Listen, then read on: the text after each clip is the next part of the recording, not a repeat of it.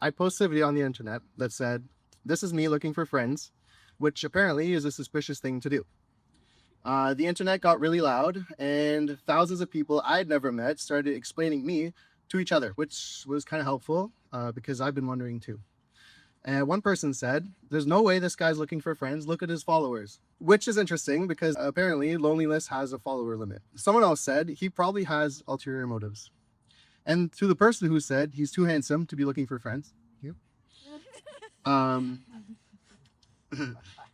Thank you. But then someone replied and said neurodivergent people can be handsome too, which is a compliment in the same way that you look good bald is a compliment. So everyone had a theory about me, and the problem is I do too.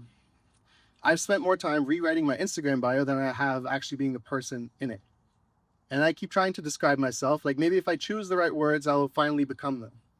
So here are some facts about me that I know are true. June 3rd, 1993, I was born in a small hospital in Venezuela. For 12 years, I told everyone I was Latino. And then one day, my parents asked me, why do I keep telling people that? Because they are German and Italian. So the first thing I remember knowing about myself was that I probably shouldn't be trusted as a source for anything. July 29th, 1994, Jim Carrey was offered the lead role in a movie called The Mask. And I think it might be the most honest movie I've ever seen, because before Stanley Ipkiss puts on the mask, he's the kind of man who apologizes to furniture after bumping into it, the kind of man who lets somebody go ahead of him in line because he needs another 30 seconds to rehearse ordering a drink, the kind of man who asks for a Diet Coke, gets an Orange Crush with sugar, and drinks it anyway because he doesn't want to be rude. I guess correcting somebody feels more dangerous than getting diabetes. He's a person trying to occupy as little space as possible, like every atom in his body is practicing how to collapse. August 9th, 1945. Nagasaki. Somebody is hanging laundry. Somebody is halfway through a sentence.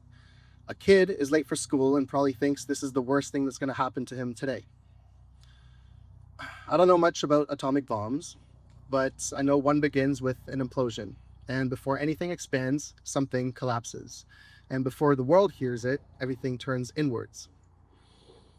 Stars do something similar. They fold into themselves, and then somehow we call what comes afterward light, which feels unfair that something has to collapse completely before anybody notices how bright they were. Speaking of stars, apparently they decided that I'm a Gemini. The twins. Other Geminis include Kanye West, Donald Trump, and Jeffrey Dahmer. So for several years, I just told everyone I was a Scorpio. Someone once asked me what time I was born and then informed me that I was an Aquarius rising. I don't know what that means, but I did go to the Miami Zoo once with my girlfriend, and I stood in front of an aquarium for far too long, thinking I would trade places with any one of those fish, not because I wanted to swim, but because there's something comforting about living behind glass. Nothing gets out, nothing gets in, and nothing you love can decide to leave. My moon is in Sagittarius, the archer. I also don't know what that means. But apparently it means that I'm always aiming at something and never closing the distance. The moon is about 384,000 kilometers away, which is coincidentally about the same distance you'd get if you lined up everyone I've ever loved and added up all the space I put between us. My name is Nico, and I have a black belt in leaving early. You earn it through repetition. 10,000 goodbyes. 10,000, I should probably get going.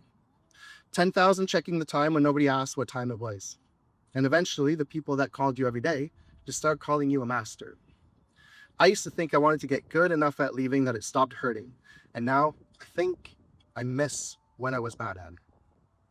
When the hard part was walking into a room and when nobody had practiced enough to hide what they were feeling. When you could stand across someone and watch their eyebrows shake in Morse code and somehow understand what we're both thinking. Oh, you're terrified too. I would give anything to be scared of something for the first time again. That's why I'm doing this. So yesterday I jumped out of an airplane, 12,000 feet. They opened the door and suddenly the whole sky was yelling. Every word I'd spent my life swallowing came rushing back at me all at once, and the instructor nodded, so I nodded, and apparently that's all the paperwork you need to jump out of a moving aircraft. And then I jumped, and the air forced its way into my mouth, into my chest, in every empty room I had spent years protecting. I'd never had so much air inside of me while at the same time feeling like I was drowning. I looked at the altimeter, And it said, things could be worse. So here it is. Hi, my name is Nico, and I'm looking for friends who are into running slow, breakfast outside, and poetry. I like donuts. I hate Orange Crush. And I like long drives by myself. And lately, I've been brave enough to make them without music. And for years, I let my mailbox fill up. Everything everyone's ever said about me, I kept. Every opinion, every assumption, every version of me that somebody else mailed to my house. And eventually, there were so many envelopes that I stopped opening them. I would pull into my driveway and walk past the mailbox and pretend that if I didn't look at it, it couldn't possibly know where I lived. And lately, I've been opening them slowly, one at a time. And the first one said, "I'm so proud of you."